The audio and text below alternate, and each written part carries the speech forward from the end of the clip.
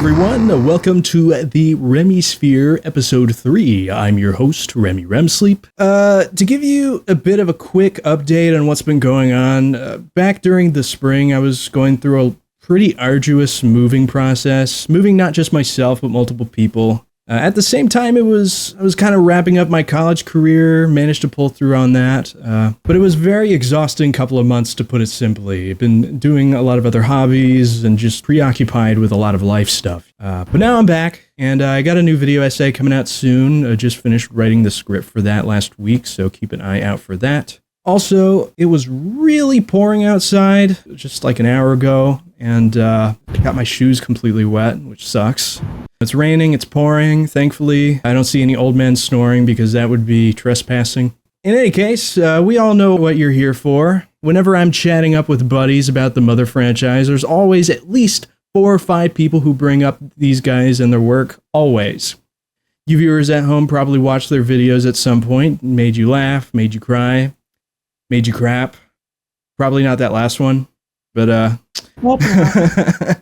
starting their YouTube careers earlier than most, back during YouTube's golden age, these guys have made a big impact on a lot of Mother fans growing up, myself included. Even over a decade later, these guys still have a pretty significant cult following, still making content to this day in some form or another. Yet there are still many things we don't know about these internet legends, which is why I've invited them on to give us their stories, reminisce, and to learn more about them. So, would you guys like to introduce yourselves? Hello, I gotta get in the habit of saying PsiPaula4 because I learned recently that it's actually pronounced Psi and not PSI. When I made this username, I thought it was Psi, and then someone convinced me that it's PSI, and then I got in the habit of saying that, but it was Psi all along, so yeah. PsiPaula4, or Brittany, that's my real name. I've been on YouTube since January 21st, 2008. I don't know how I remember that date. And, very valuable time. Yeah. People know me for making this crappy, sorry to be self-depreciative, but it kind of is crappy. It's low, like wow, so bad. Way to go, Sean. So I mean, I'm guessing that's the appeal. So bad it's good. The Insane Earthbound Adventures, which I made with MS Paint and Windows Movie Maker. Just saying those things brings me back to those times because they've kind of forgotten that's a thing. People don't really use Movie Maker anymore. I remember looking back in old YouTube tutorials on how to make movies, and it was always Windows Movie Maker, and now nobody talks about it anymore, and I'm like, man, they just really just kind of dipped out. Yeah. Wow. Surprisingly, though, I feel that more people now know me more for Mother Saga than Insane Earthbound Adventures, which surprises me. I always thought that was the thing people knew me for, but no, I think more people know me for Mother Saga now, which was a reenactment of Mother 1, the only fan-made Mother film, and by film I mean like actually filmed with a camera that actually got completed. Yeah, it's a big accomplishment. I've seen a lot of videos online of people who do start like making their own like sort of Mother Saga-ish thing, but they never finish it. They always start with like the first couple parts. And also, I'd like to add that this is the first interview where I'm actually not interviewing one person, but another. So Sean, please tell us a little bit about yourself. So my name is Sean Johnson. I used to be formerly Jeff Kirby58, now SwaggyDaddy on YouTube. I started on YouTube around the same time, I think a few months afterward. I think like in October or so, like right when you turned 8. Oh yeah, I saw Brittany doing these videos, and obviously as an 8-year-old I was a bit jealous, so I'm like, yeah, I'm gonna make my own YouTube. I wasn't very active the first couple years because I didn't even know how to make videos at all. I was just like, I'm just gonna make a channel. Half the videos you made were just stolen from me. Yeah, they were stolen content, but at least I remixed them a little bit. Obviously, I was Lloyd in Mother Saga, which I'm very proud to be in. I played Anna. Right. Also, I did a kind of a copy of the Insane Earthbound Adventures called The Adventures of Jeff and Kirby, which no one talks about. Yeah, and I know. It's so overlooked. Yeah, and everyone's like, oh, where's the Insane Earthbound Adventures? While still making that Sprite series. I think I stopped when I was like 16. Where's my Ninten and Ness versus Lucar? You know, it's just like, come on, what about Jeff and Kirby? I even did a cliffhanger last episode. I never made it. They were gonna fight Chris Chan. Oh, no way. Chris Chan. The Christian Weston Chandler from Ruckersville, Virginia. No way. Yes, that one. I still regret that I didn't make. I mean, maybe there's still time. Who knows? Oh, I would definitely see. That is there's just that one guy who really wants you to make part 2 of Mario meets Baby Ness. Oh, if that guy's listening. I am not making any more. Sorry, I'm not making any more of that Baby Ness and Mario. Oh, they died in a marching. You really upset a couple people in marching. You're really gonna upset a couple viewers with that one. There are probably two viewers out there that are waving their Ness Mario meets Baby Ness. I'm sorry. They're waving their Mario meets Baby Ness flags, and they got their Mario meets Baby Ness merchandise on. Yeah, so anyway, after that, I just made memes and stuff, and then high school, I started my love for video editing, and in high school, I did the morning show, and after doing another path for college for a couple years, now I'm doing the video editing path, and I actually went to class today relevant to it, an Adobe After Effects class, so hopefully in about a year or two, I'll be a professional video editor and I'll be on the process of doing freelance or looking for jobs. So that's pretty much where I am now. I also do freelance work. Oh, cool. Yeah. So you work in mostly Adobe products like Premiere Pro and After Effects and stuff like that? Yeah, I was trying to learn After Effects so I can up my palette a little bit. But that's really cool. Maybe one day we'll work in the same office. Yeah, hell yeah. That'd be awesome. Yes. Yes. Then I can tell everybody that I'm working with Super Lloyd. I can boast about it. Oh yeah, Super Lloyd. Oh yeah. Probably someone has a question about that, so I'll save that for a little later. Well, I actually haven't looked at the questions yet. I know we got a few of them. We got actually. All right. Well, if no one asks about it, then I will bring it up. Yeah. No, don't worry. Don't worry. It will be brought up. Grown up now. Yeah. Yep. No worries. So I will say in every episode I do kind of a little icebreaker question, but it seems like we already kind of broke the ice just to begin with because you guys are just so easy to talk to. But I will ask anyway, and it's a very relevant question, one that you probably heard many times in your life. What's your favorite food? I knew you would ask that. You've probably watched my other episodes, haven't you? I watched part of the Kenisu one. All right. I didn't watch anything, but I did subscribe. Oh, why thank you. I totally got to subscribe to your channel, man. I mean, when you're putting up free sex as an offer in the subscription, I'm like, all right. Well, one thing that I didn't say is that I am the CEO of Free Sex, by the way. Oh, not many people know that. I'm sharing that as a breaking news story. Oh, wow. Is that a trademark? Trademarked it in 1998, baby. Perfect. You weren't even born yet. Yeah, you weren't even... I was about to say, you weren't even born at that time, I'd imagine. That's how legendary I am. You weren't even a fetus. You weren't even an inkling in your mother's eye or sparkle or whatever they call it. All right, so anyway, my favorite food is macaroni and cheese. I figured as much. Just don't put too much flour in it. Oh, yeah. When I make it homemade, I don't like putting flour in it. Then when I saw that video, I was grinning ear to ear because it reminded me so much of how I would act with my siblings when I was really young. I remember once I did a little Gordon Ramsay parody or whatever, and I took an egg and I cracked it on the top of an empty glass, and then I put it in the glass, and then I poured a bunch of milk in it, and I gave it to my dad. I'm like, drink up. A glass of milk with a raw egg yolk in it. Chef kiss right there. So my favorite food is pad thai. Anything Thai is amazing. Just anything Asian, honestly. Or Italian. Mm-hmm. Oh, yeah. Love Italian food. Oh, yeah. I've been loving Italian food lately. I've been eating a lot of spaghetti. For me, in general, it's pasta. Lots of spaghetti. I love it. I love Italian-American food. If you look up comfort in the dictionary, Italian-American food comes up. Yep, No it's way. in our blood. That's awesome, guys. Thank you so much for sharing that very sensitive information. Not everybody gets that gives that information out right on the bat, but yes, thank you.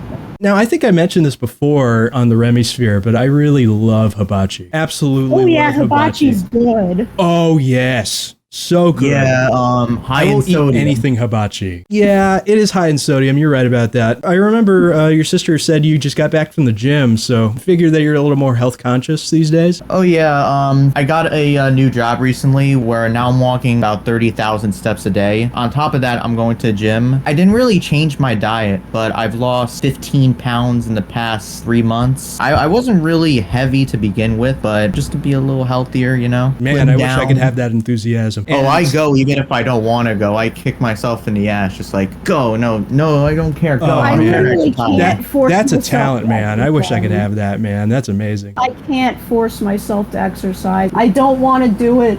I know the feeling. So what I'm thinking instead, you know, if I can't go to the gym, I'm going to bring the gym to me. And so what I decided to do was I put a bunch of dumbbells next to my bed. Now all I need to make some paper mache person with a coach outfit and put like a little microphone on it that'll tell me, get up, Remy, you got to work out today. Oh, how about that alarm thing that shakes your bed? When Yeah, you know what? I need time? that too. Yeah. One of my cousins had one of those actually. Because he Like has when like it's time to work out, you just set it I'd to throw certain that time. thing out the friggin' window. Yeah, one of my cousins has this thing where like no sounds or haptics can wake him up. So he had to get that alarm bed thing, and that's really I think what that bed's made for is for people who just can't. It's just physically impossible to wake them up with any sort of sound. All right, let's get to the questions here. You guys ready? Yeah. We're ready. Going down the list here on my community post here, just to let you guys know at home, anyone can participate in these interviews. It's free. Just reply to any community posts that have the Remie-Sphere in it, and you're sure to be featured. Anyway, we got our first question from Qrrbrbirlbel 1234567 says, I still remember when I first stumbled upon Insane Earthbound Adventures. It reminded me of Bloomin' Cheese's Pokemon parody vids, and I loved it to death for that. I still vividly remember your old YouTube poop, Ninten has an asthma attack, with all the silly MS Paint RPG battle scenes and whatnot. At one point, I made an RPG Maker parody of Mother 1 for my brother's enjoyment, and I used the Monkey Cave remix you had on your channel since I couldn't find a MIDI of the song. I also can't understate how much I love the Mother Saga and its goofiness, low-budget glory. It made me think of all the silly home movies my family did and all the other old YouTube video game parody live-action vids that were around, like Zelda's Parody of Time. Thank you for such a wonderful middle school and early high school experience on the interwebs, PsiPaula4, as well as your part in the Mother Saga, Jeff Kirby 58. So what do you guys think? I have such a hard time forming words in response to like compliments and stuff. I'm really, really bad with that. Like that, honestly, that was also a reason I dipped out of the fandom for so long, because I'm glad that people enjoy what I did, but it's hard to like, you know, I don't like being in the spotlight very much, but I appreciate that I had such an impact on your life. What's his name? It's Qrrbrbirlbel 123. Qrrbrbirlbel. So Qrrbrbirlbel. I love that username. Thank you so much, and we appreciate you a lot. Thank you so much for the kind words. Yes, thank you, Qrrbrbirlbel. We got another one from my buddy Khaj, the flippant foe. I just wanted to say thank you so much for helping me form my childhood. Back in the earlier days of YouTube, there wasn't a lot of mother-related content, and the few that were there were simply just playthroughs of the game. You, Steven Plays, and Cross Moon Master helped pioneer original fan-created mother content on YouTube and the internet. Whether it was your intention in creating content for the internet or not, you helped entertain the snotty-nosed child that was my past self for hours on end. I am extremely grateful for what you did, and not only for me, but for the entire international mother fandom back in the early 2000s and 2010s. Thank you so much, PsiPaula4. You're welcome, Pla. Yeah, no one's gonna get that. On Discord, he had his name as Pla for a few days. Oh, I saw that. Yeah, I did see that. It was marketable Ninten plushie, and then he changed it to just Pla. I did see that.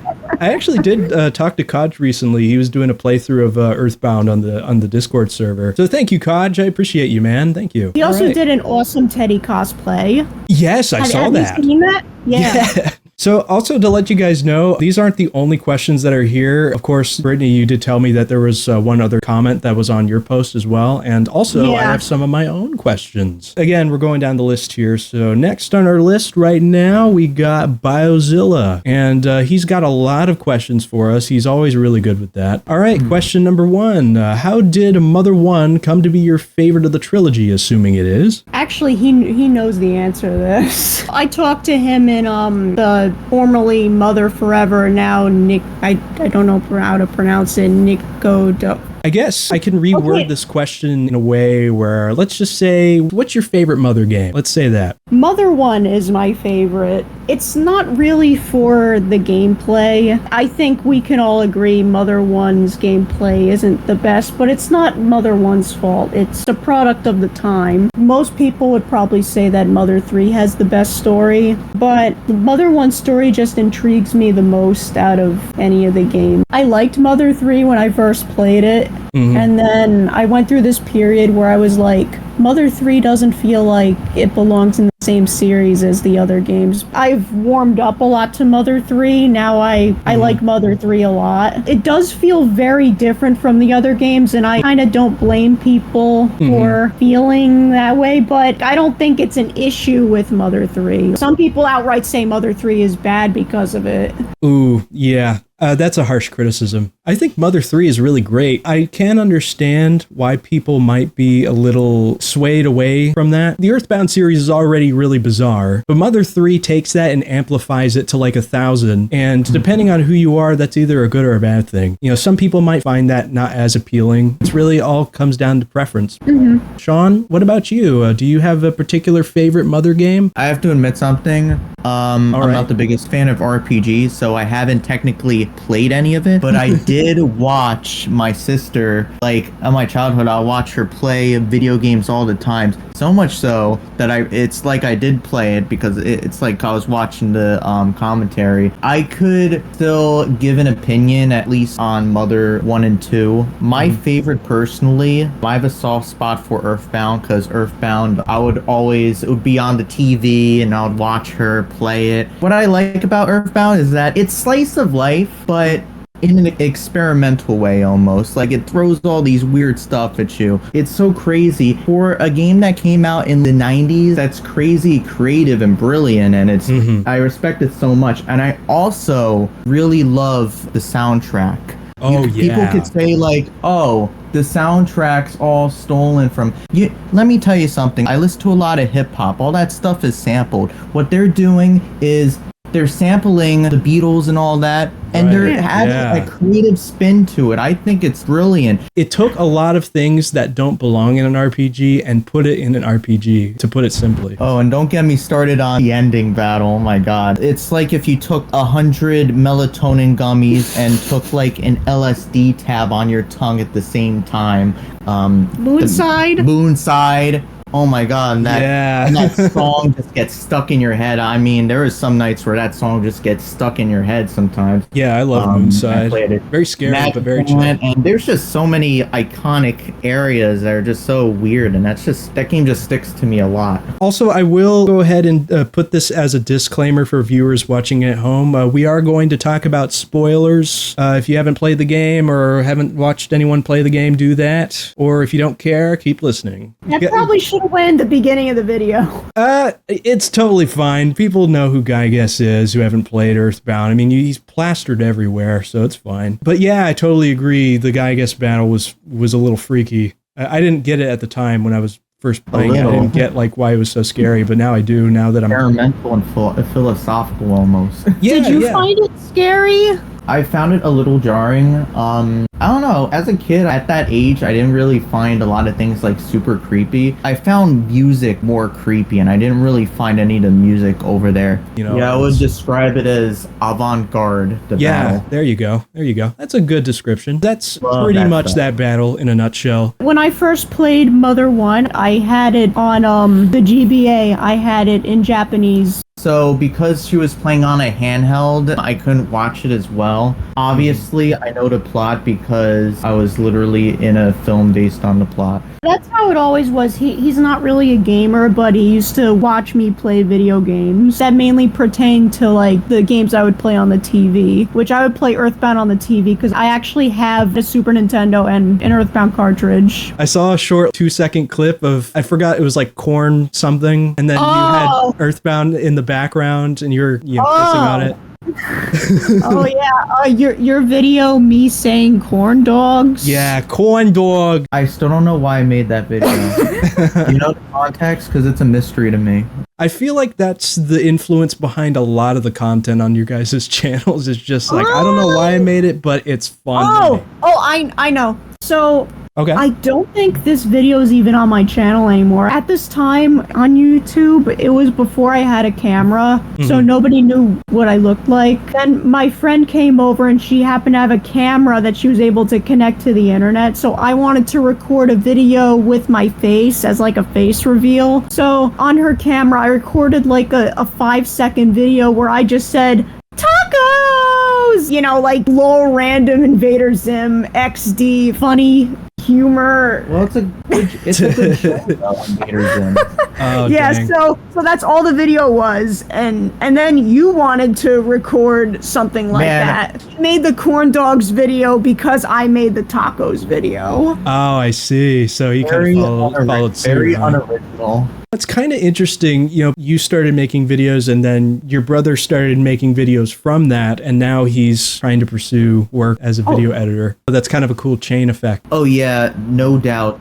Putting up Jeff and Kirby and stuff, that inspired me for my love for video editing. And honestly, I didn't realize until I was in high school. All right, next question is, who is your favorite character in Mother 1? That's hard for me to say. I always liked Anna, not just because I played her, but I like how she's this timid, sheltered girl. Her mother gets kidnapped and then abducted is a better word for what happened to her. Aliens. And according to the encyclopedia, Anna hates using her powers, but she wants to save her mother so badly that she has to use her powers in order to save her mother. I like that about her, even though that's just a little thing. I've never read the novel, but I've heard very bad things about the novel. I know things about the novel. Really? Oh, wow. Well, it's its own experience. It's a very separate entity from Mother 1. Way back when, I've read the excerpts of like the translation of the novel that Kenisu made, but besides that, I haven't read it. I've always intended to read it ever since the full translation came out, but I haven't gotten to it. I mean, I vividly remember reading it back when Kenisu first released the little translations for the chapters, and I'm like, why is Ninten such a jerk? What the heck? I know. What is going on? You mean Ken? Right. Yeah, his name's Ken in the book. He is a big friggin' asshole. Yeah, he really is.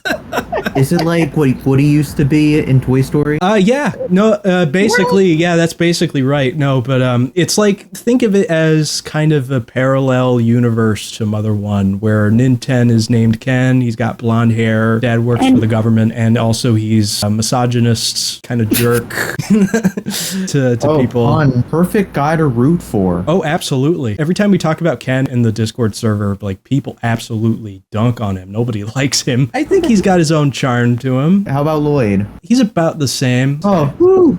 Oh, actually, so here's one thing I know about the novel. There's this scene where Lloyd is like, my mom is dying. My mom is dying. And like, as you would be if your mom was fucking dying. And and then Ken is like, stop being a crybaby. Yeah. Kind of a little bit of a weakling, as they call him. A little weenie. A bit of a weenie hut junior. My sensors indicate that you are indeed a weenie. I don't know why you guys didn't make like a YouTube poop of that. Lloyd goes to Weenie Hut Juniors or something. That totally seems right up your alley. That's a good idea. Lloyd's motivation changed from the game to the book. In the book, he has to save his mom from dying from an illness, and so he has to find something called the cannon flower. So it was a lot more dramatic in the book.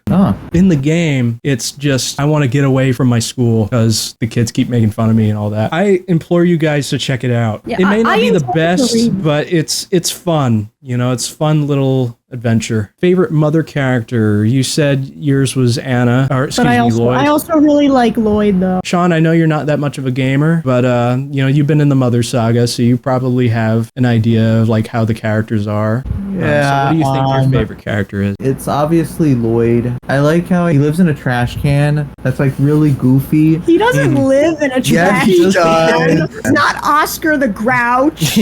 That would be great if eToy confirmed that, though, if he did live in the trash can. Both of you are wrong. He does live in a trash can, by the way. And I mean, if Super Lloyd says it, then it's gotta be true. Yeah, exactly. He's just like this young kid, and he has all these bottle rockets and weapons and all that, and he should work for like the CIA or something. Like the CIA should investigate him. That's like mad sus. What about Jeff? Oh, you're talking about just all of Earthbound? Biozilla specifically asked or is it Mother 1? He specifically asked for Mother 1, but the reason I said, what about Jeff, is because that literally applies to Jeff too. Should he be investigated by the CIA? Jeff's dad is like rich or something, right? He's got his own laboratory, so he's covering it up. This kid, Lloyd, it's just all him. I don't know if he's younger, but Lloyd, 11. I think, is younger than Jeff. Jeff is a teenager. Lloyd has more potential because he's younger. The government would probably want to recruit him just for that alone. Forget the personality, forget everything. I would take Lloyd is the best character. Argue with a wall. I think I kind of see your logic, because since he's so young, he can't get into as much trouble if he ends up blowing someone's leg off with a bottle rocket. But Jeff, on the other hand, can, because he's 13 and he can be yeah, and he's got a rich daddy, so he could be protected by his father too. And he lives he can get some good in lawyers.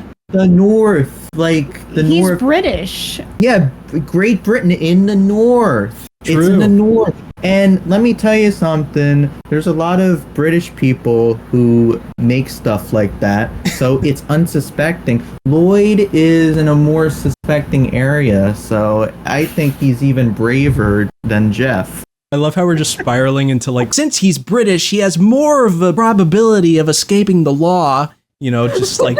He just lives in a more remote town, Jeff. Well, true. He could get away with crimes, pretty easily in a very remote. Yeah, Marysville has the surrounded by cavemen, so it's like it's like a big population center. I mean, I feel like in any Earthbound game, you can get away with crimes pretty easily when you got freaking aliens invading the worlds. The military's got bigger problems on their hands than a child with a bottle rocket. That was fun. I appreciate that. Thank you, guys. What's your favorite section of Mother 1? A lot of Mother 1-centric questions right off the bat, Biozilla. All right. My favorite part of Mother 1 is the part where Ninten and Anna dance on Meaty Toy. Aww. But it's not just the dance itself, though. It's also what happens after. When R7038 shows up, they fight it with Teddy. A lot of people overlook this because of the mistranslation in the official English version, where Lloyd is like, oh shoot, I missed, where it makes it like he shot Teddy or something. I'm so tired of that. I have never noticed that. I've never thought about that. Yeah, that's a really lot funny. of people think that because of that, but when really it's just, he was too late. Like, Ninten, Anna, and Lloyd were injured from robot by the time he showed up and destroyed the robot. But anyway, since Ninten and Anna seemed relatively okay, and then Teddy is bedridden after that, it seems like he was the one who took the bulk of the damage. Like, he tried to protect Ninten and Anna, like sustaining damage from the robot. Like, he wanted to protect the kids. I like that. I like that idea too. I think that's actually a really genius way of thinking about it, because when Teddy and his parents went up to Meaty Toy, his parents had to protect Teddy from whatever creatures were up there. And so now he's kind of in the place of his parents, protecting Ninten and Anna. I don't think Teddy went to Meaty Toy. Like, his parents were mechanics. Oh, right. Yeah, you're right. car together on Mountie. That was what happened. Your point still stands, though. I love the Mother Encyclopedia. Reading through it is just so bizarre. It's almost like a fever dream sometimes. Biozilla asks another question. This one's an interesting one. For Mother Saga, were all of the filming locations decided in advance or as you went along? Some of them were just, we filmed it there because that's where we happened to be. Like, for example, in episode 3, we were like a few blocks away from our houses. Like at Snake 128512's house, that's where part 3 was filmed. The zoo one. Oh, yeah. We were there, so we filmed the entire episode there. Oh, cool. Even if that wasn't entirely ideal, especially for the shop scene and the scene in the mayor's house. I remember telling my friends, why don't we film the mayor's house scene and the shop scene where Ninten buys a new bat? Like, why don't we go inside to film this? And they didn't want to. Aw. Okay, so like we filmed it outside, like, so you kind of had to pretend that they were inside. In the episode where they go to Youngtown, like that part where they were in like a forest, we planned to film in that wooded area that we filmed it in. Okay. We planned to film Mountie Toy at that dirt mountain thing because where else will film? We planned to film the desert at the beach because, there's not really any deserts in New Jersey, so where the hell else were we going to film a place with a lot of sand? Exactly. And the school. Oh yeah, the school was planned. That happened to be my school at the time. I'm assuming you guys didn't go inside and ask like the teacher if you could film on the roof. That wasn't on the roof. That was just in the on like the. So that was the. Well, I know that. I was just asking like.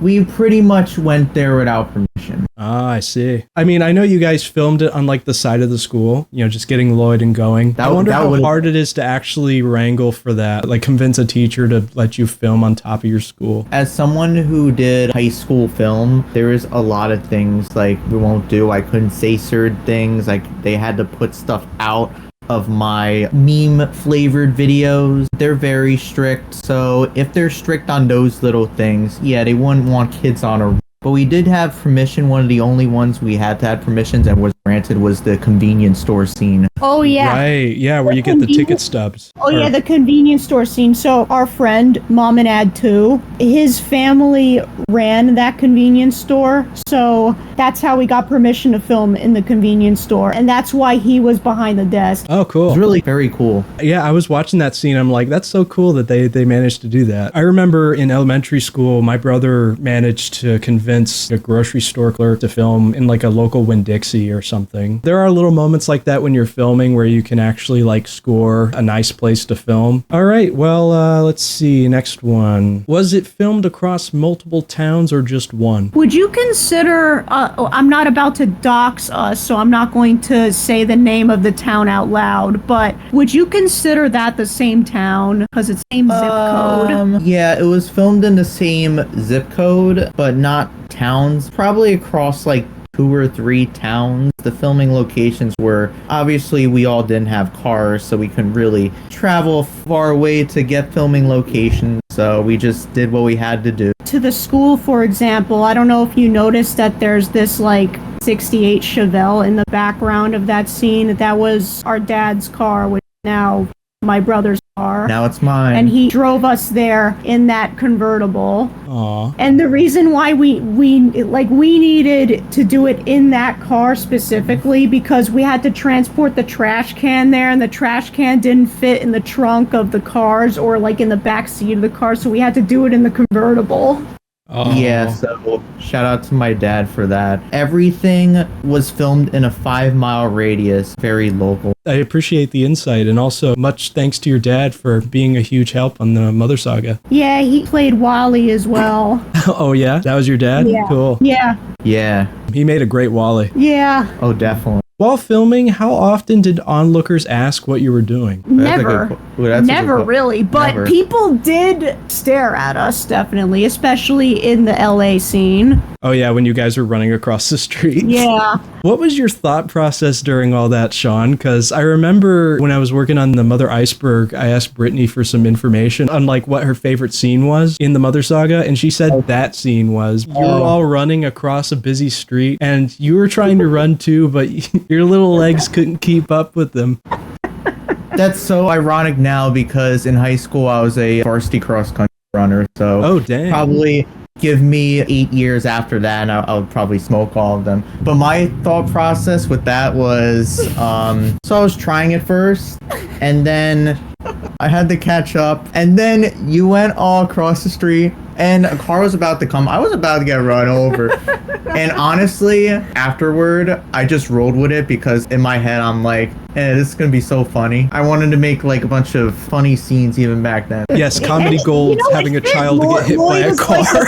And it fit too. It's Like, part of his character. Lloyd's like a pathetic little teeny, so True. It's just fitting that he got left behind. That's why I a mean- lot of the comedy with Lloyd worked. Yeah, I did bring that up too in the video. I was like, you know what? It's very fitting that you were lacking behind there. Even if you were putting your all into running, you played the character very well, even if it wasn't intentional. But yeah, I can totally see in my head Lloyd getting flattened by a car, Looney Tunes style, while everybody else is running away. Poor Lloyd, this poor boy. Getting chased by the CIA and Yeah. he Yeah, gets now getting run hit by a over car too, man. This boy just can't get a break. He could just blow up the car. How much of the dialogue was scripted and how much was improvised? Basically, all of it was improvised. The only part I can think of where it was actually scripted was the hotel scene when Ninten and Lloyd did the bubblegum in a dish thing. Oh, yeah. Oh, actually, there's 3, and 2 of them involved Maria. In the part where Ninten first meets Queen Mary, I actually read Queen Mary's dialogue off of paper. So the camera was placed on a table. Then on the table, we taped the script. There's another part that was scripted, and it's in the same episode. My brother played this character. I was about to bring this up. Are you talking about like Mysterious Boy? Yeah. So that was scripted. That took 20 takes. I was literally thinking about this last night. It was because it was a high school level script almost, like words I was saying. Yes, suspicious boy, I'll let you pass if you solve this riddle. And then, that's right, the answer was 2 alligators, although I hadn't come up with the riddle yet. Oh. Yeah, I mean, for someone like 8 years old, that's Fair a little enough. out of my reading score.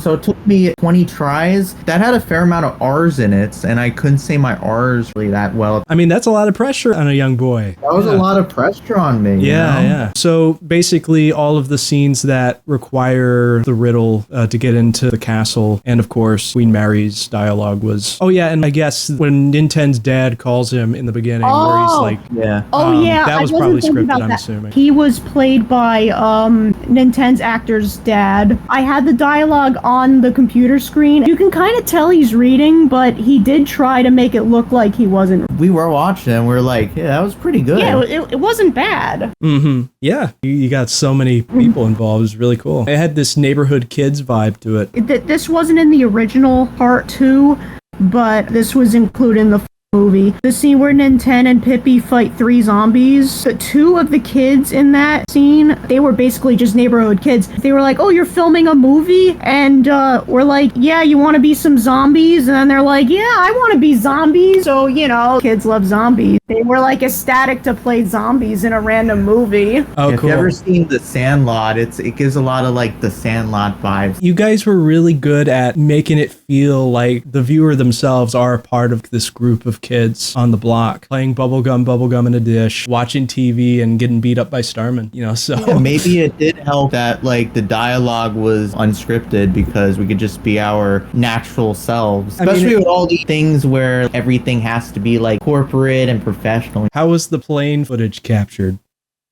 No, This is probably going to be a very disappointing answer, but I just went on YouTube and I typed in red plane flying, and then I looked for the video that had a plane that most resembled the plane from Mother 1, and then I just did a YouTube downloader. And we did the same thing for the train footage. Well, actually with that, I was like, I'm cheating with this footage, but I at least want it to look like something I actually can film. So specifically, I got footage of the Jersey Transit. You could have filmed it. I mean, we're not that far from train Yeah, station. exactly. That's what my logic was. I did a similar thing with the train, except I looked for specifically footage of a Jersey Transit train. We have a train station near us. If I really wanted to put in that effort, I could have recorded a train coming from there, but instead of doing that, I just downloaded footage. At the time, were you worried about like copyright footage? No. No, not at all. Yeah. Luckily, copyright was less of a I don't thing even back think that then. video exists anymore. The Really? the plane. Who knows? It could, but YouTube's search has gotten so ass. You look up the exact title of a video and it still doesn't show up. Maybe that video is still on YouTube, but I Yes. can't find So it. if anyone's looking for Red Plane Lost Media, might find it in Mother Saga. Yeah. Speaking of lost media, I think I remember when I was talking to you, Brittany, and I was talking about your Mother AMV and some of the footage from it. And I asked you, where'd you get that footage from? Because there's a lot of little Earthbound animations in there that I've never seen before. There used to be this mother YouTuber who the username was, I'm not sure how to pronounce it. It's like UhHuhSure. I know it had a 3 and it started with a Y. And they used to upload a lot of those kinds of animations from Nico Nico. But one day, I don't know if they deleted their channel or if they got suspended. But one day those videos just disappeared off the face of the internet. I've tried looking for them on Nico Nico, but I didn't find them. So they might be lost media now. I did learn while I was working on the Iceberg that actually some of the animations in there are redrawings of actual anime openings. Yeah, like Shaman King. Like Magical Circle, Guru. It was fun to learn that on my own because there weren't really that many people talking about it. And so when I was doing research into it, I'm like, oh yeah, this is like the opening from Shaman King. That's the fun of the search. You get to kind of uncover like where it all comes from. And Remember what we filmed before Mother Saga? What we attempted? Oh yeah, it's really funny. I was actually talking about this in Noko Godo, if that's how you pronounce it. Before we made Mother Saga, we were trying to make Mother 3 Saga. We only filmed prologue and a tiny bit of chapter 1. And by that I mean just when, Thomas knocks on Flint's door. We were filming it with Snake 128512's camera. I was Claus or Klaus. Yeah, it's Klaus. He was Klaus, Snake was Lucas, Super NES 1000 was Flint, I was Hinawa, and this one guy who wasn't in Mother Saga or Mother Saga 2 or anything was Alex. The funniest thing about Mother 3 Saga is what we did for Alex's costume. We put like shaving cream all over his face so it would look like a white beard. The Drago was a Reptar plushie. Unfortunately, it's completely lost. oh, that's a shame. And it'll never be recovered. It's just going to be another Midnight in London situation. Another masterpiece just lost to time. I agree. We never tried with Mother 3 Saga again. We realized that we didn't have Nearly enough people to work with. would have needed a whole lot of people to make that. Well, yeah, Mother 3 has a massive cast. Any viewers at home who's interested in doing a little investigation in some lost media by Jeff Kirby 58 or PsiPaula4, there you go. Straight from the mouths of the creators themselves. What was the hardest scene to realize? And I'm gonna probably guess Magicant? Yeah, I guess so. In the original video, when it was in parts, we just kind of said, this is Magicant, but we made no effort to make it look like Magicant. In the full movie, I had gotten a friend who it wasn't After Effects. You said it was Windows Movie Maker, right? No, it's what this guy used in order to overlay the clouds. He made it sound like he would be able to isolate the background and make it look like the clouds were just in the background. So it's just overlaid over the entire thing, which looks kind of bad, but Best we could do. it was the best we could do. Around that same time, I made a home movie myself, and it was called How Barney Stole Christmas. I had like a really cheap Barney plush, and it was, of course, it was basically the Grinch. It was just with Barney.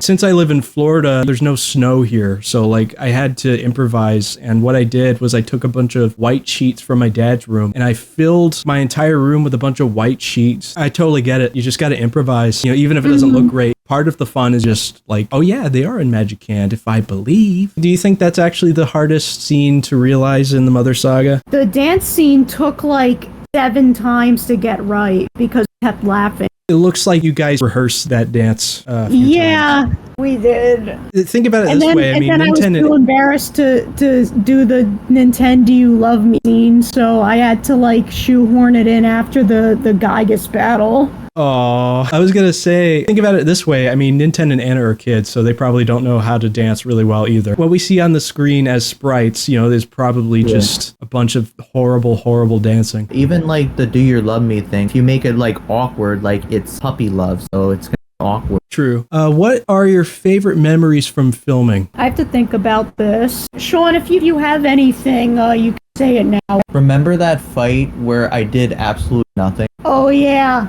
last Starman fight. So I have an interesting story on why I did nothing. I was told that I would get the final blow, but my brain was like, oh, come out of nowhere to fight him. That's why at the end, when everyone's frozen, I come out all enthusiastic. Are you talking about comb your hair, George. Yes, I do. And you think if I followed directions, I would, not be anywhere near the fight, but instead I was doing comedic stuff. I don't know why I did. I don't know. It was funny and we're having a good laugh.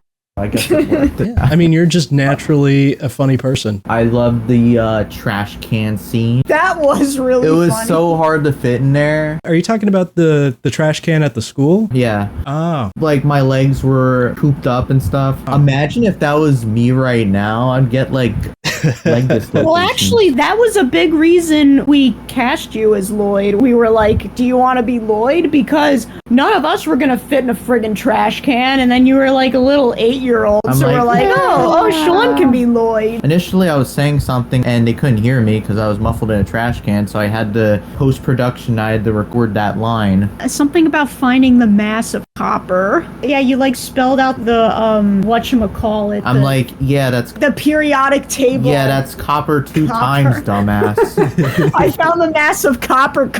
It's like Little Caesar's pizza, but copper. What was it like being a fan of Mother 1 back when the game wasn't as appreciated in the West? As if it's appreciated right now. No, just kidding. It's gotten a little better. I mean, from Yeah. talking to Kenny Sue, he's told me some stories about how it was back in the old Wild Weston days of the information superhighway. He told me that, there was a lot of people that were really dunking on Mother 1. Yeah, I kind of felt alone even just 10 years ago. People are starting to talk about it now, and it's not a bad game. It's just a product of its time. Earthbound, I think the last time I played it was a couple years ago. I realized how much I actually appreciated the combat in that one because it was more realized and it was it felt good to play. But also when I played Mother 1, a lot of the PSI powers felt really good to cast. Offense Up is my absolute favorite in that game. Power Shield, I like how PK Beam Beta one-hit KOs like most of the enemies for a good chunk of game.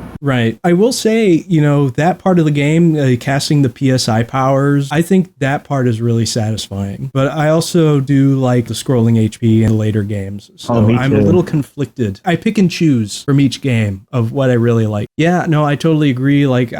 I felt pretty alone on that too. I felt like I was the only one in the world that actually liked Mother 1. That was the one I really started with. And just like you, I also got a Japanese imported Mother 1+2 copy. You played it first. Yes, that was my logic at the time. I would play the first game, then the second one, then the third one. I played Earthbound first. It seems like most people play Earthbound first. Actually, most people just play Earthbound. Some people play Earthbound and Mother 3, and then there is that small, minute group of people that play all 3 games. And that's okay. Mother 1 is not for everyone. There are even times when I get sick of the game because I've played a lot of other games growing up, and I've kind of, developed, I want to say better taste, but that sounds like I'm discrediting Mother. I don't know. I've played other games and it made me appreciate the improvements in those other games. And when I go back to Mother, it's just oh yeah, it's a little slower. There are parts I definitely do like about it, certainly. When I was in Boy Scouts, there was someone who actually played one of the games, and I'm actually still friends with him. This guy he's talking about, by the way, played Ness in the Mother Saga reboot. And really? also, Yeah. so other than those few people I met in school and in Boy Scouts, yeah, it's very underappreciated, I agree. But one of my favorite rappers does reference Ness in one song, who actually charted on the Billboard chart, which I thought was pretty cool. What in XXX Tarnation, very popular rapper, XXXTentacion and Ski Master Slump God. Very wild title, but there is an Earthbound reference in that song.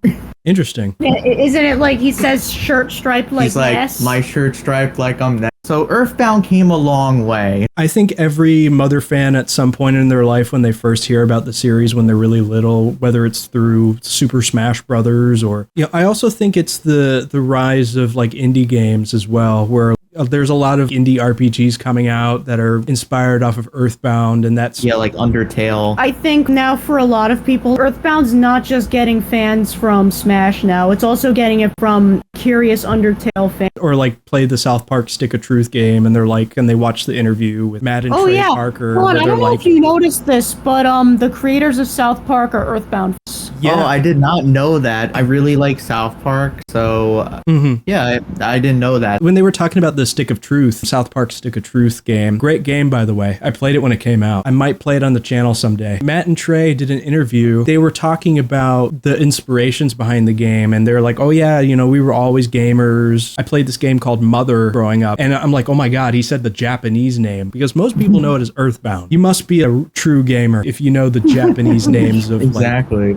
I wouldn't be surprised if Cartman was like inspired by Pokey. I think there's this one YouTuber who makes South Park inspired animations with like Pokey and Paula and stuff. Is the Stick of Truth like Mother in any sort of way? It's an RPG. Is the RPG a little like Mother? I think it's inspired by multiple RPGs. It's a very funny game. It's got a lot of South Park comedy in there. It's got fart magic. That's like the magic of the game. It's a really silly adventure. Oh, Brady, you're gonna play it one day? Probably not.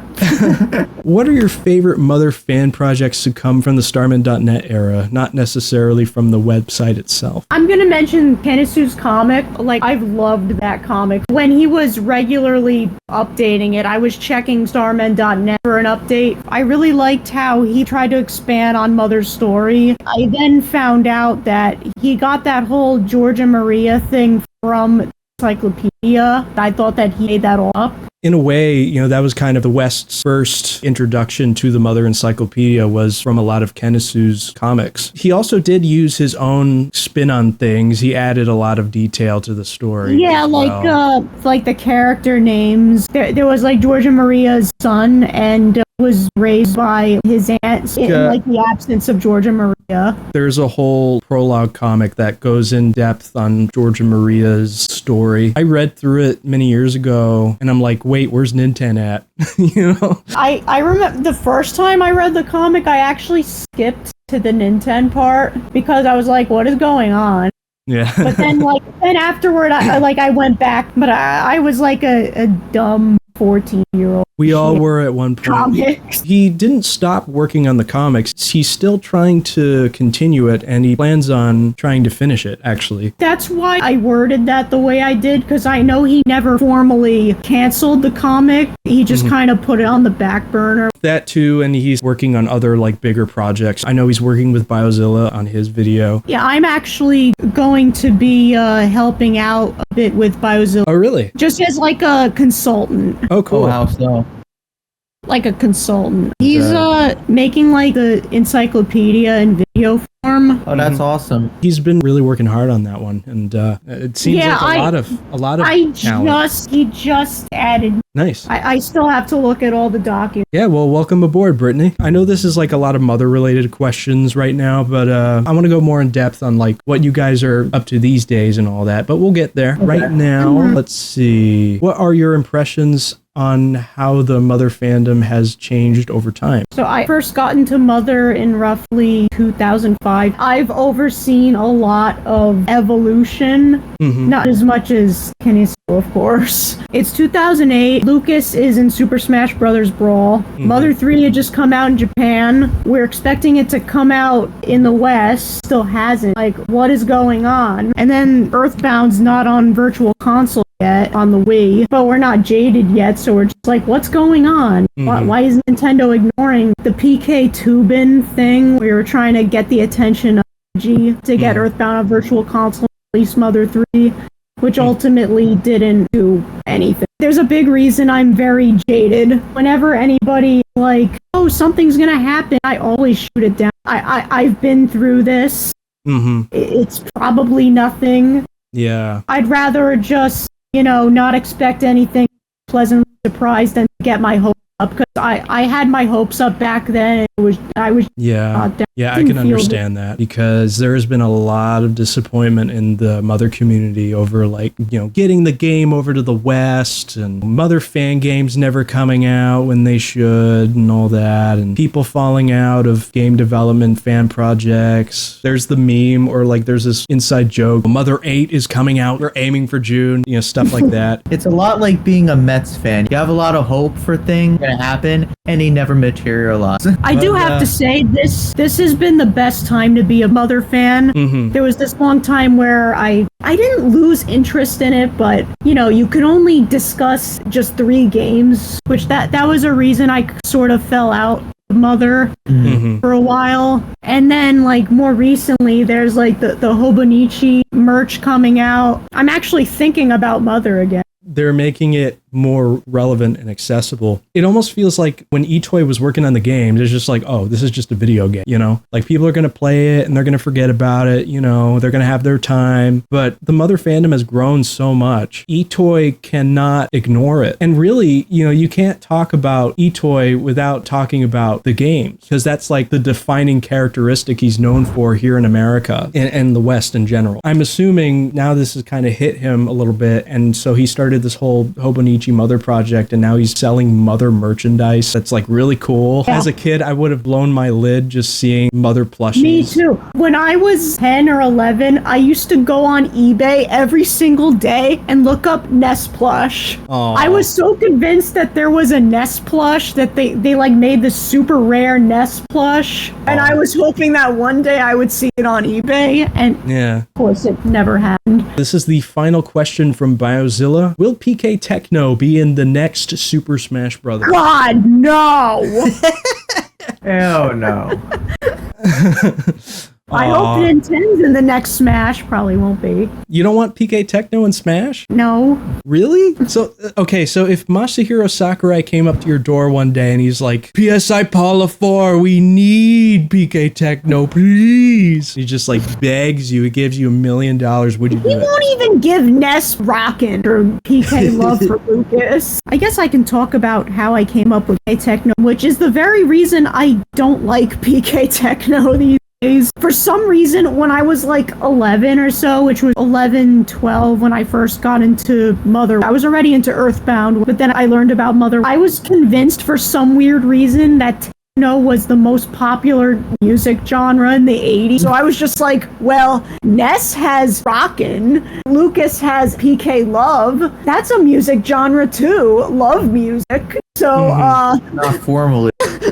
Well, yeah. I was stupid 12-year-old. If you want truly an 80s genre for PK, it would be K synth pop. It's so funny too, because Techno was most popular in the 90s, not the 80s. I think Techno sounds cooler though. I do have to admit, it does sound much cooler than PK synth pop. I remember when I was little and I was watching the Mother Saga teaser that you made, and when Super NES 1000 was screaming out PK Techno, I thought that was the coolest thing I've ever heard in my life at that point.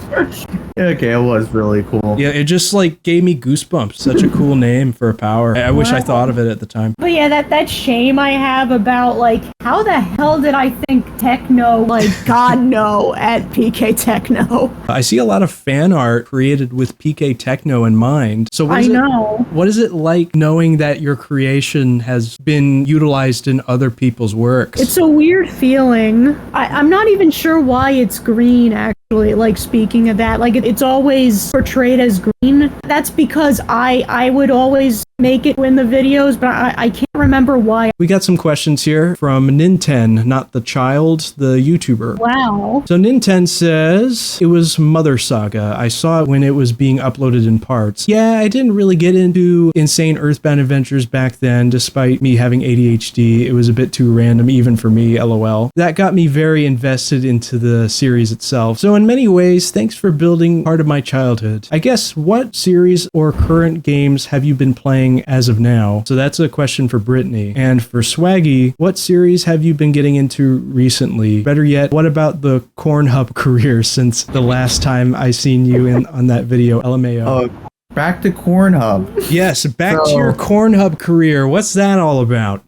Pussy Destroyer 445. So unfortunately, Pussy Destroyer 445 is no longer a thing. It was shot down by the FBI for being too pornographic. So I'm like, I'm not making money off this. I was hit with like a $10,000 fine. I was in debt. This was by the time OnlyFans was rising up. Now they were doing OnlyCans and they were just doing beans instead of corn. Beans are the new thing now. Only cans, yeah. The thing about only cans is that instead of getting paid in corn, you get paid in beans. And I love beans. I put it on my toast like I'm British. So I went on only cans, and so many people are into my body type. I was surprised. And then put beans on myself, and then, and now I have so many beans I don't know what to do with. So right now I'm making some stonks right now on Pussy Destroyer 446 now, because Pussy Destroyer 445 was taken on only cans. Oh no, the tragedy. Bag. So, as for series I'm getting into, I don't know if they mean series in general or like a video game series. Like just in general. Oh, okay. I'm not that much into video games. I don't watch that much shows or movies at all. Sometimes I play some sports video games. I've been watching South Park and some Smiling Friends here and there, and just the occasional movie, whether it's some of the new movies that are coming out. I don't really look for movies, just like friends recommend me movies, so I don't really binge watch at all. Well, that's cool. I appreciate the insight. Not everybody plays video games, not everybody watches TV, and quite frankly, I think those are the lucky ones. Those are the the healthiest of them all, Exactly. I hear you're going to the gym. It sounds like you got a grind set on you. Never skip leg day. Rise and grind, gamers. Rise and grind gamers. Yeah. I got to do that myself because, I worry that I'm going to atrophy my legs because I sit in a desk so much. And Take it slow is my recommendation. I have a friend who's in a similar situation. Just start walking, even if it's a little a day, and just keep building up gradually. You can definitely do it. Yeah, I believe in me. I know I can. I will believe in you. Just hearing that from Super Lloyd himself, just totally gratifying. Cool. I have been making a lot of smoothies lately, some like really healthy blends with kale and mango, and it's. Ooh, I hate kale. Oh, you don't like kale? Yikes. I hate kale too. I love mango though. So my friend makes this really good smoothie. She has like a whole banana. Well, I don't know if it's a whole, a half. Some strawberries, some blueberries, protein powder, vanilla protein shake with it, and some chia seeds. You don't think the chia seeds add much, but really it adds that iconic texture. That's just so good, man. Chia seeds? You mean like the chia pets? Are they related in any way? Yeah, they're grinded up chia pets. That's what they are. Bloody flavor. And the bone crutch is great. Oh, I guess it's not vegan then. Hobonichi, I got a product idea for you. Let's get some mother chia pets. Thank you, Ninten, not the child, the YouTuber. Again, I'm going to reassure you guys that this is not the actual Ninten from Mother One. Yeah, keep thinking it's the real Ninten. Yeah, I almost thought it was the real Ninten too. I was psyched. I was shaking in my boots. Yeah, I was like, oh my god, this is the child that saved the planet shivering in my timbers. Back in 1989. Okay, so we got another one here. I didn't answer. I'm sorry. Yeah, go ahead. I didn't answer the series I'm into.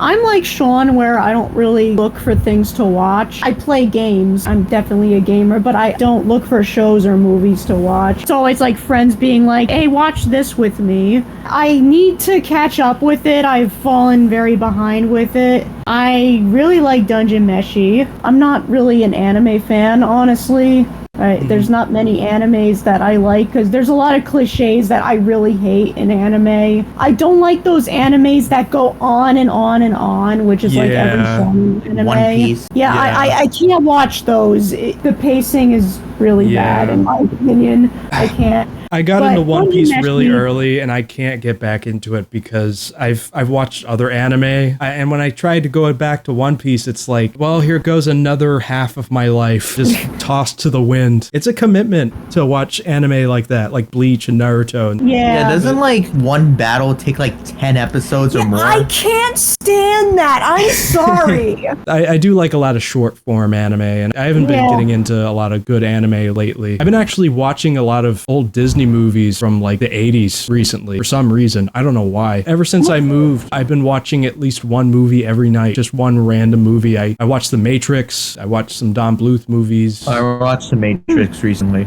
Dungeon Meshi just feels like it was literally made for me because I love RPGs and I love to cook. So it's like it was made for me. Yeah. I need to watch that too. That's on Netflix, right? Good. Yes, it's good. So many people have been barking up my tree saying, Remy, you gotta watch Dungeon Meshi. And I'm like, but it's cooking, you know? But the whole thing isn't all cooking though. I mean, at first that was kind of the turnoff for me, was just like, it's all about like cooking and stuff. I've learned there's a lot more to it than that. That makes it interesting. I watched clips of it and I'm like, okay, I gotta watch this.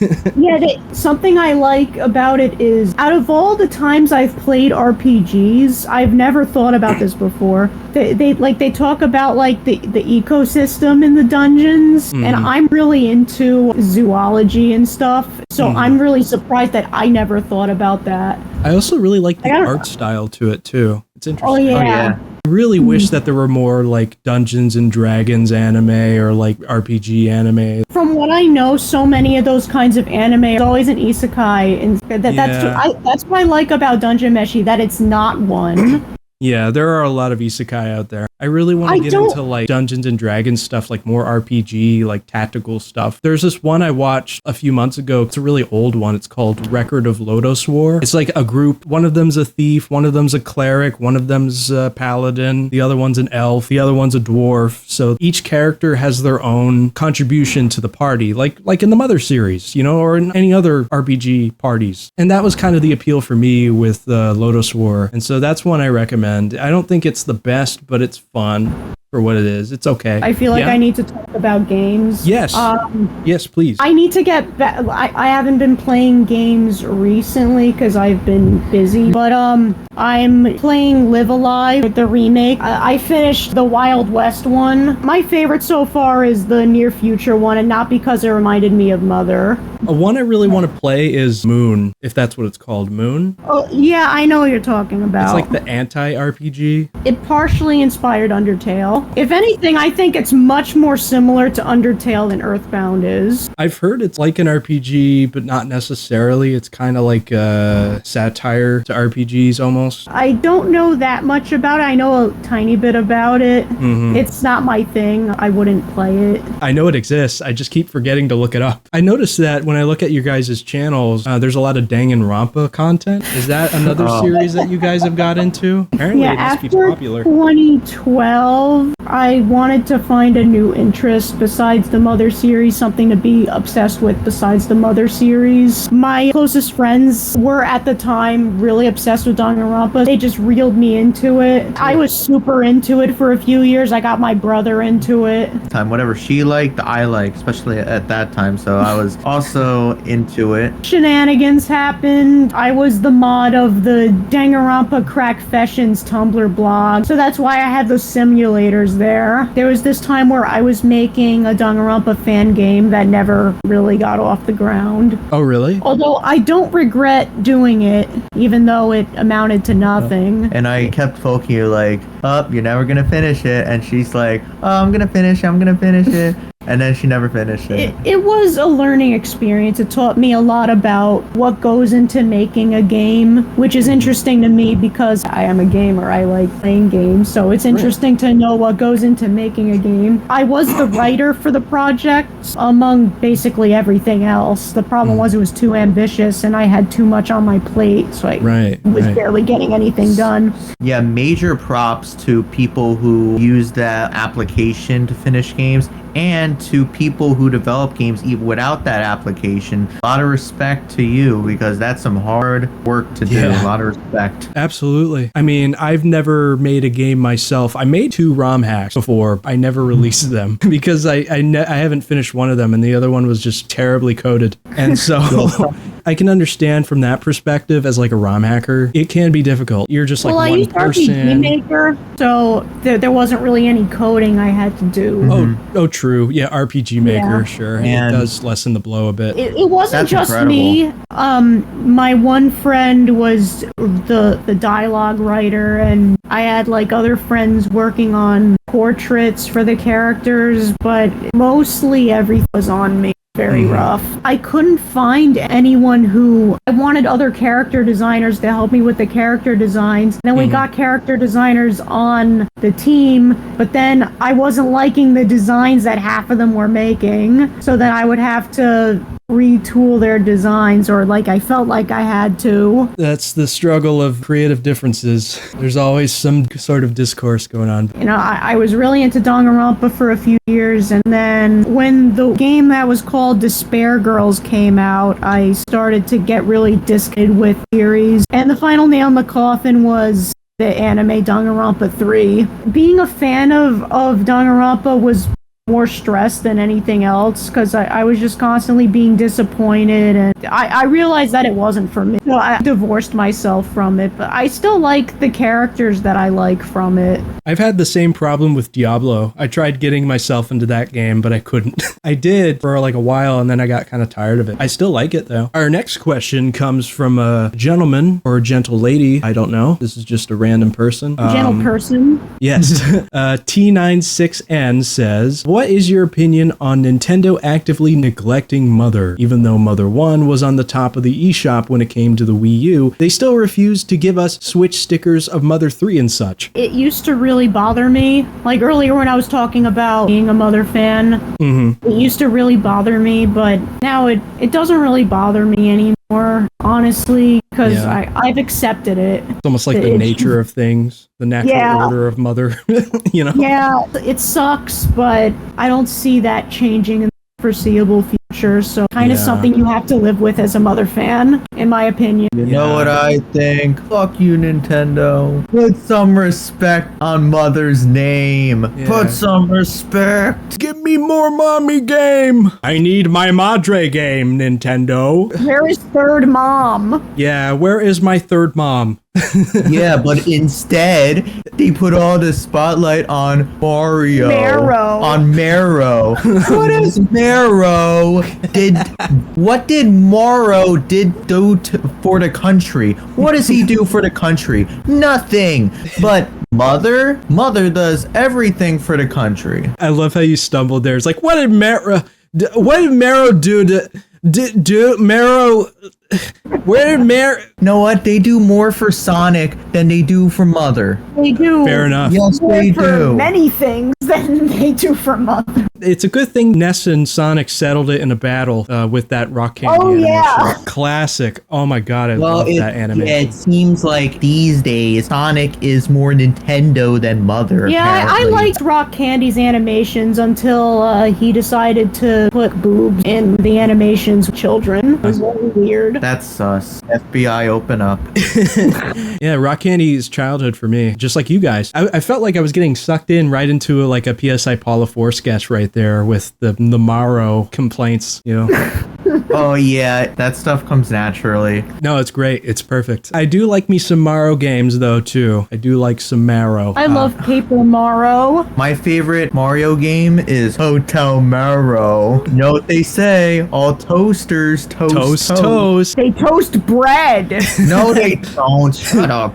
They That's toast not what toast. Morrow said, Brittany. Not He what said- Morrow said. Yeah. What do you know about toasting toast? I cook. Speaking of which, by the way, you made your fair share of YouTube poops back in the day. I watched this one just a few days ago, the one where Link kills Qrrbrbirlbel or whatever his name was. I think it's Guanum. Oh, Guanum. Okay. Yeah, I didn't pay attention to the title too much. I was in my brain rot mode. I was hoping you weren't going to bring up YouTube Poop Mario Head Attacks Super Mario World or whatever the the hell I named that one. Why? Why do you not want me to bring that That was one a up? fever dream, that YouTube poop. That YouTube poop. Not as bad as my YouTube.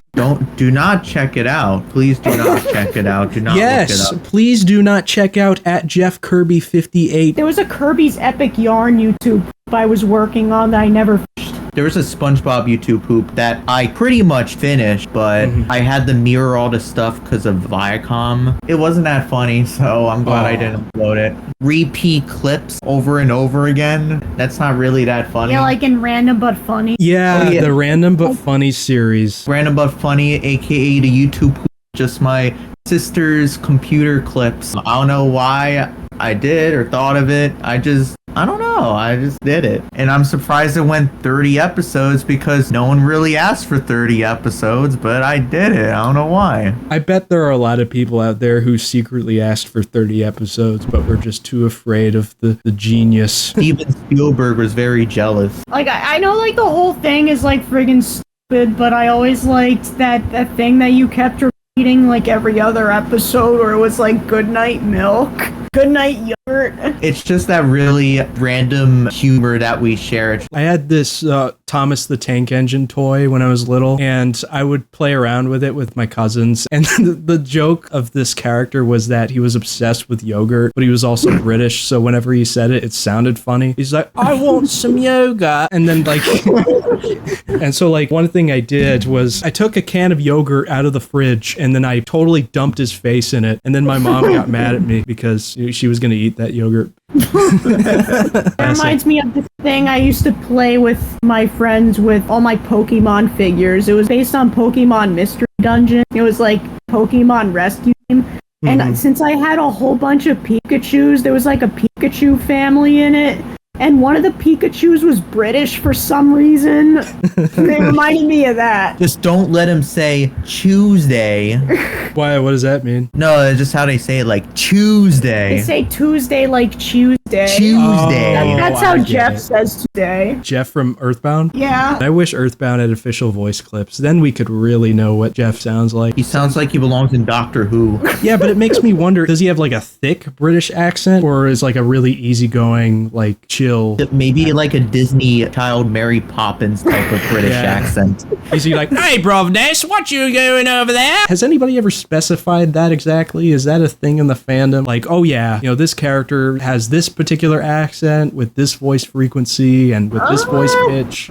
I've seen some people headcanon that Paula has a southern accent, and I've seen people headcanon, and this is obvious, that Flint has a southern accent, Oh, well, of course. and that by extension Lucas would have a twang. Why do you think Mother 3 hasn't been localized? I personally don't have a problem with it since we have a fan translation, but the best theory I've heard is copyright reasons because Mother 3 takes a lot of inspiration from real songs. I feel the same way about it. It used to bother me years ago, but now it doesn't. You know, the fan translation is completely serviceable, and I think it's better than what Nintendo would give us. I mean, it's actually. really the rawest version of Mother 3. It's like Yeah. straight Japanese to English dialogue, no smokes and mirrors. I don't think we can get any better than that, really. Likewise, I do agree that it probably has to do with the copyright. I watched a video on it. It was by this lawyer who also knows a lot of things about the music industry. Earthbound samples a lot of things, but it's transformative with the sample. A majority of the songs, you're not going to figure out that, oh, this samples this unless it gets pointed out to you. There are a couple exceptions to that. This one my dad actually noticed. Battle Against a Weak Opponent is very clearly based on Tequila by the Champs. I was playing the game and my dad actually said to me, that sounds like Tequila by the Champs. And then one day he was listening to it in the car and I noticed it, and he didn't even like mention Earthbound or anything. I was like, this sounds just like Battle Against a Weak Opponent. And then there's also Humoresque of a Little Dog, which is based almost note for note on a ragtime song called Dallas Rag. I forget exactly what the guy said about them as to why those are okay to have their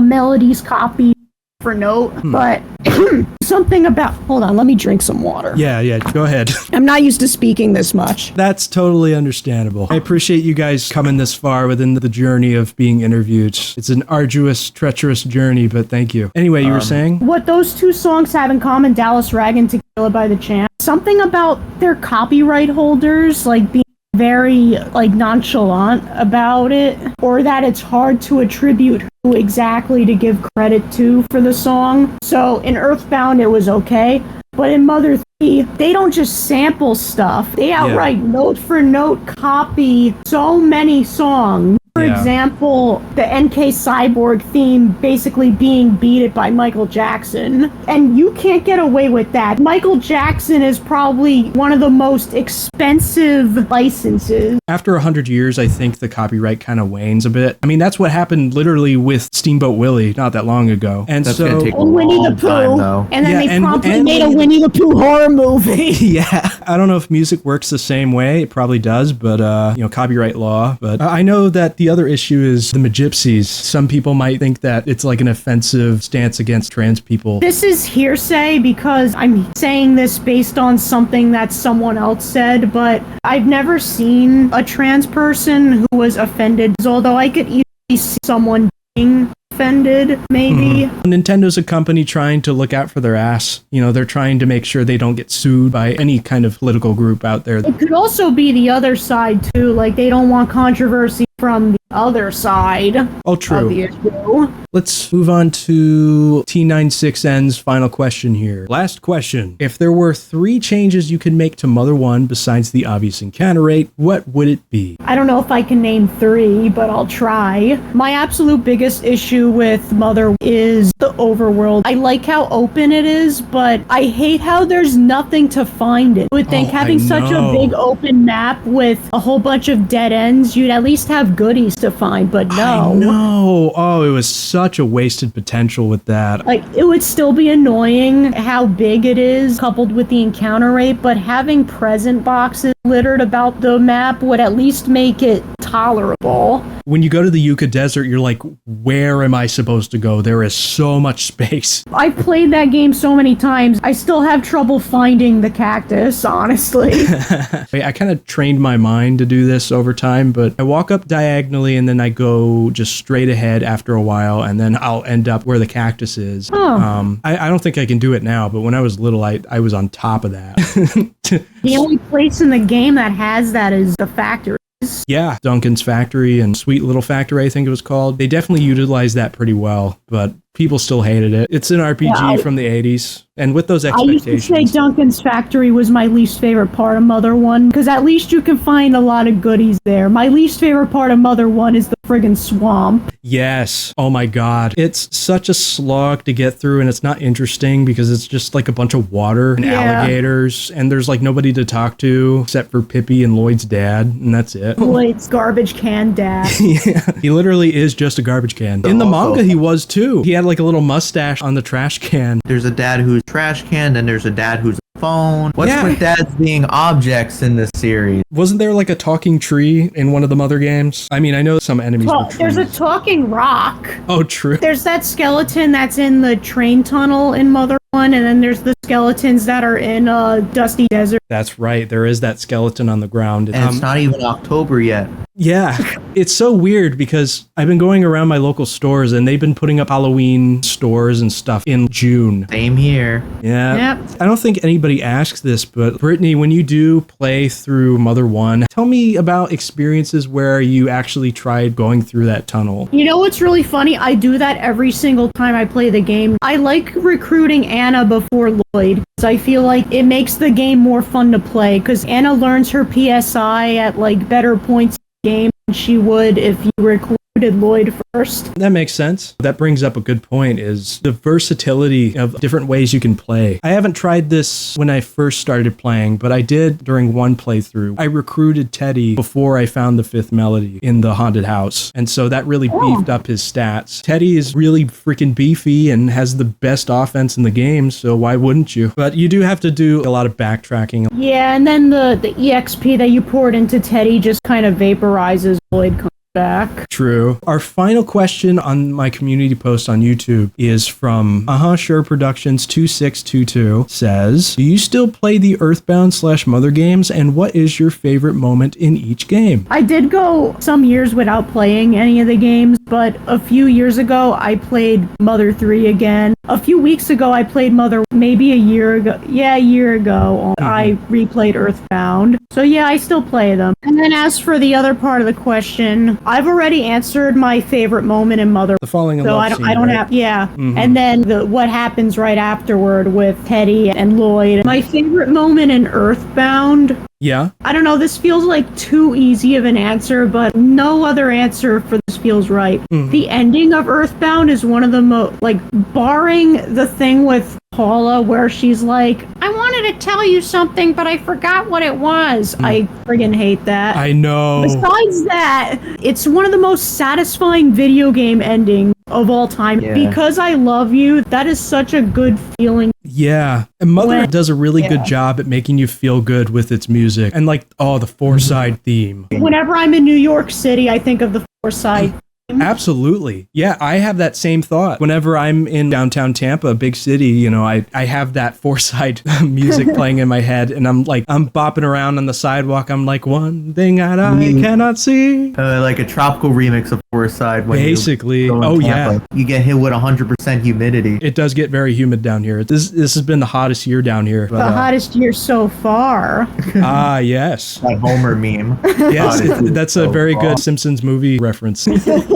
Earthbound, in multiple ways, it's my least favorite, but credits music-wise, I think Smiles and Tears, it's one of the best credits themes in general in games. Oh, agreed. When I was a dumb kid, I thought that the I Miss You part was weird. I was like, well, why does it say I miss you? But now it gives me chills. And then the way that it shows, like, all the photos that the photo man took. Yeah, I do like the way Earthbound kind of wrapped things up with, like, the photos and stuff of all the places you've been to. Pretty innovative for the 90s. Oh, yeah. The ending of Super Mario World kind of gave me those same vibes with, like, Mario riding on Yoshi. They're both very great games in their own right, certainly. When you play Earthbound, have you been to the apartment that you rent out and it's destroyed? Yes. Yeah.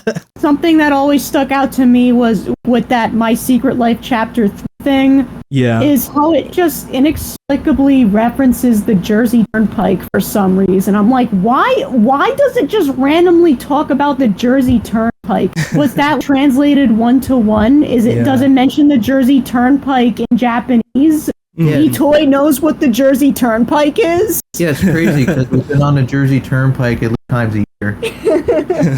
Everdread is such a funky little guy. I think they found a ghost sprite of him in unused Earthbound assets, which hints that he was going to be a party member at some point, probably. I think that originally the scene where he dies, they were going to have like the ghost rise out of him. I think that was mentioned in some Boundary Break video. I was trying to think of my favorite moment of Mother.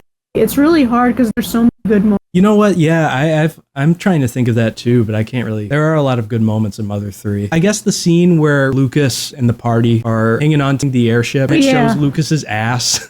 When I first saw that caught me off guard. Yeah, I was scared that like I could get in trouble for playing some lewd game because I was a dumb 12-year-old. As for like plot-wise, I can't necessarily say. It's probably the ending. The final battle hits real hard. As someone who has a twin sibling myself, it was hard. So that was it for the questions on the community post, but now I have some of my own questions, and of course we have that one person, Livy94. So I guess I should go ahead and start with that one. Anyway, Livy94 says, I guess my question is, talk about how much fun it was to do. Because as a kid, I made silly on-the-fly improv versions of Johnny Appleseed with my sister, and it was a blast. Sadly, it was on VHS and got taped over. Rest in peace. When I was a kid, my favorite thing to do with my friends was LARPing all day.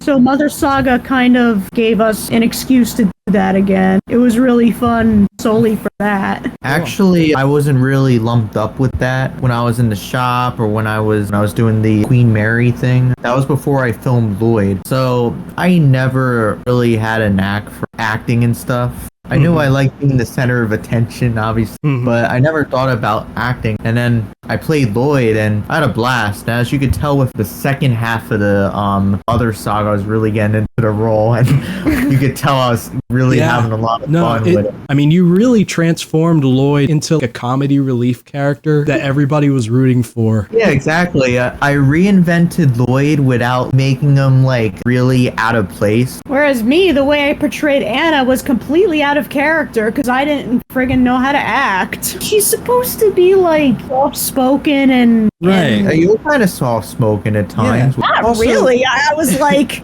What was with that part where the part in the hotel with the TV and we were trying to find the channel that had baseball on? And I was like, no, it's the San Francisco Giants. You don't get it. And it's like, what? That's not Anna. Why the hell does she know anything about baseball? And the way she spoke, I was just being me there. We shouldn't look into it. We're not in Hollywood. People liked it because we're just a bunch of kids having fun and playing characters. It's not that deep. Yeah, we're having fun, and the charm is there. It may have not been the most character accurate, but you guys were still kids, a lot like Ninten, Anna, and Lloyd are. I guess in that respect, you can say that you were pretty on point. Kids act like that, you know?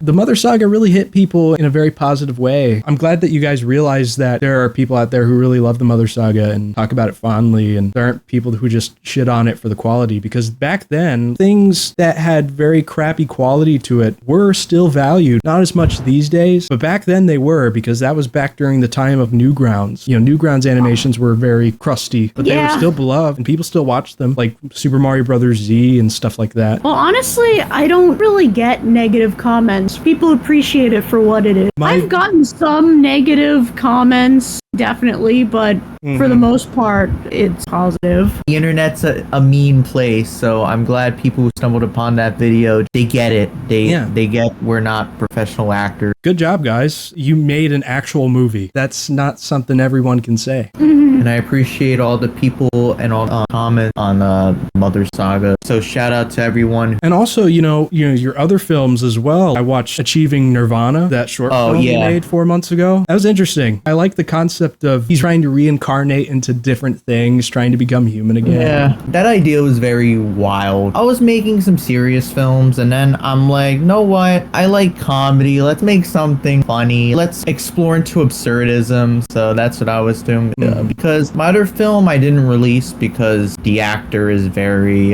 particular about things. Didn't come around to the idea of showing. My other film was more philosophical, a little more serious. And the one before that I did for a local business, and he really appreciated that. So I'm trying to get my feet wet with portfolio, because with that job, you're supposed to show out your portfolio, and that's what I like about it. That's what I like about editing and making films and stuff. And I'm gonna keep doing it. I love doing it. It definitely seems like you got a passion for it. I do know that there is more out there that you've done. I definitely have to check it out. But Achieving Nirvana was the one that I saw recently. It wasn't super focused, but I appreciated the comedy, and obviously the video quality was really good. I don't know if you meant to include that one scene with the sheep peeing, but you know, that was a funny little... Okay, so basically my sister was helping on set, and obviously the person who played the devil. Yeah, we went to a local park. We were filming the animals just to set up that it's Ohio. And I was filming, and I caught the sheep peeing, and I'm like, you know what? I'll keep it as an Easter egg.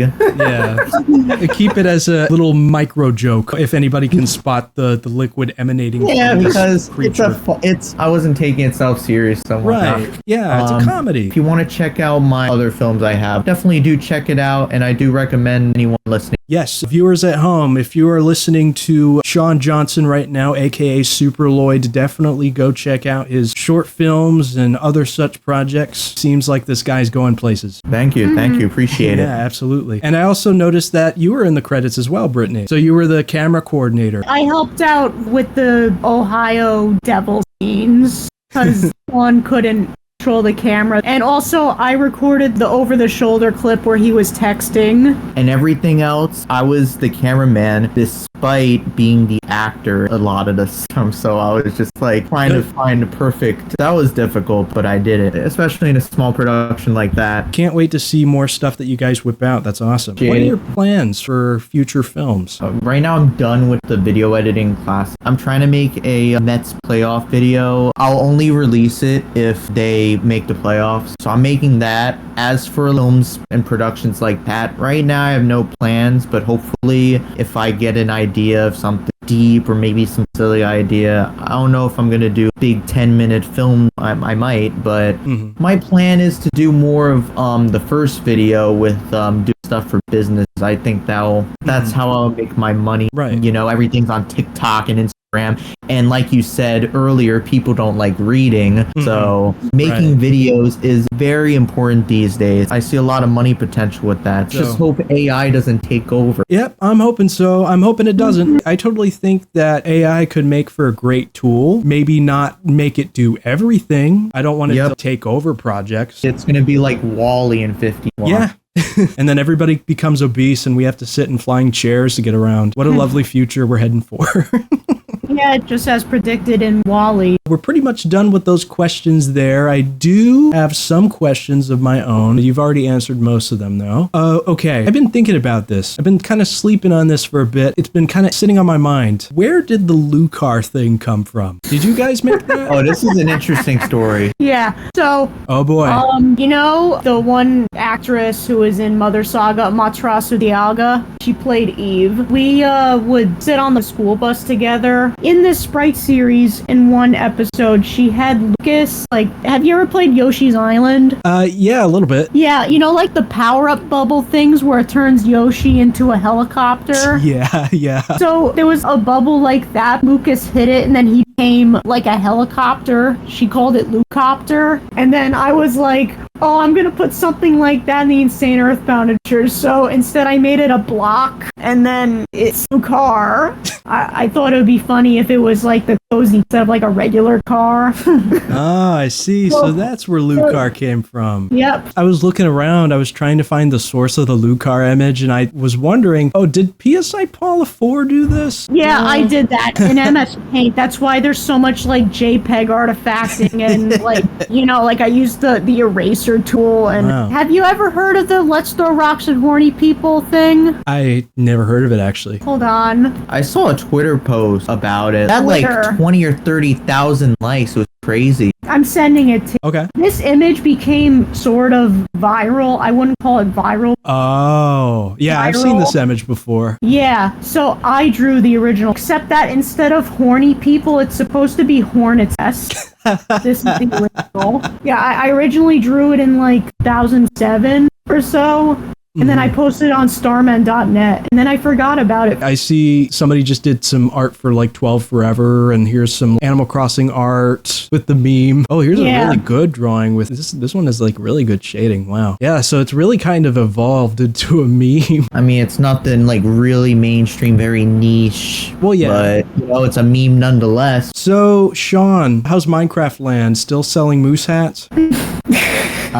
So Minecraft Land, I'm still crafting in Minecraft Land, and I'm still playing it. I haven't left my room in 5 years. I saw the Minecraft movie trailer. I hate it. I don't like it. This is the Minecraft Land sequel that we all needed. The human characters are not blocky enough. That's not Steve, that's Jack Black.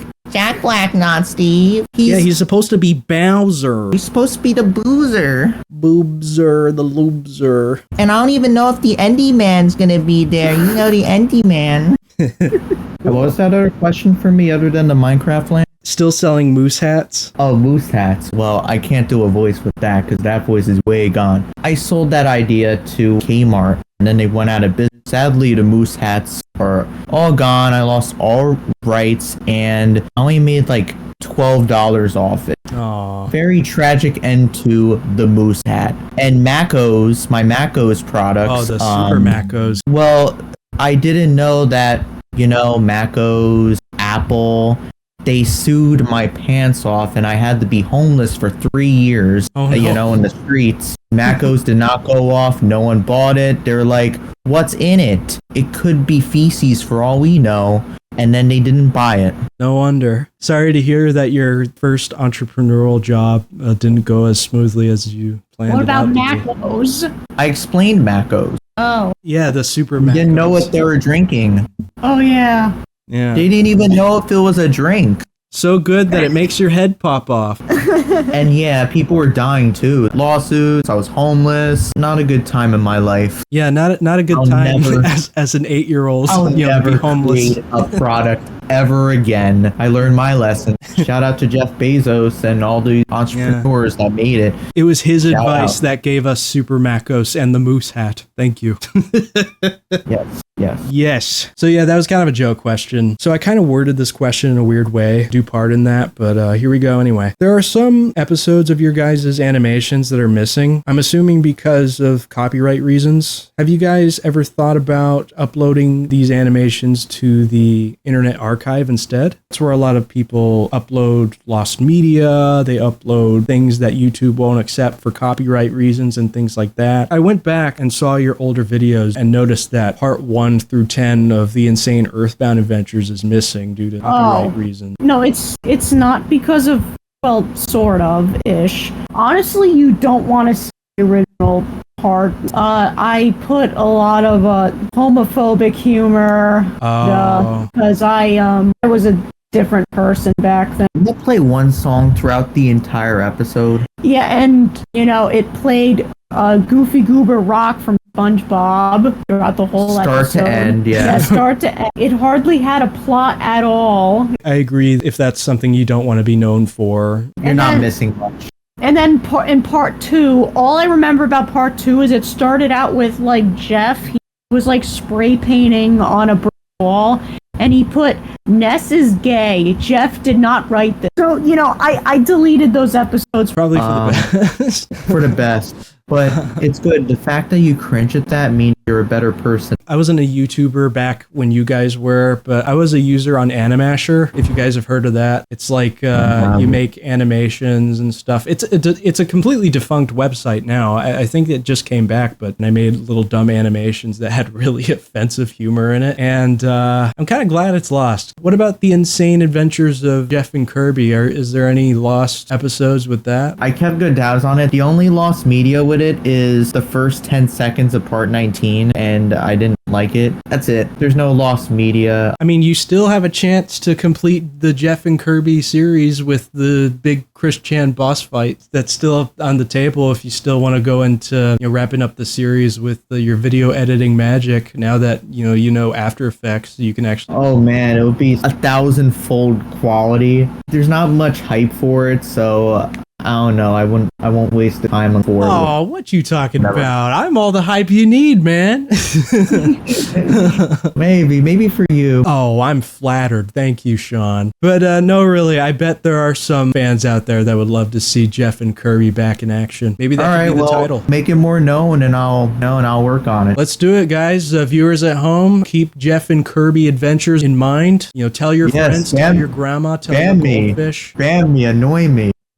Yes. Force me to. Spam this man with emails, phone calls, send packages of fan art. I want to call the cops and call for harassment. Yeah. This man wants stalkers, folks. Even in the shower, you can talk. Please give us Jeff Kirby, please. I'm like, get out of my house. But anyway, that's all the questions I got for you guys tonight. It's a little late now. I mean, Eastern time for me is 12:30. Me too. It's 4 hours. Yeah, I worked 8 hours today. Yeah, but thank you for having a very awesome, and it made me reminisce about the past. You can't spell reminisce without Remy, so there you go. Thank you guys for sharing your time with me and giving me the chance to meet you guys. It's been an absolute honor, really. No problem. You've been a great interviewer. Problem. Yeah, I mean, this won't be the last time. I hope not. Yeah, so definitely not. Definitely excited to see your future projects. Viewers at home, keep tabs on these guys. They got some creative energy left in them. They're not kicking the bucket quite yet, so and good luck Remie with your channel. Hope you get 1,000 soon, 10,000, 100,000, million. Well, thank you. Maybe surpass Mr. Beast one day. Who? Oh, I don't know. Thank you. I appreciate that very much, guys. Brittany, Sean, thank you guys so much. You've been great guests. You guys, you have a good night. You too. You too, Yeah. Remie. And don't forget to subscribe to SwaggyDaddy, and be sure to subscribe to PsiPaula4. If I even upload anything. You I never definitely- know. Weirder things have happened. That's a wrap. Have a good night, everybody.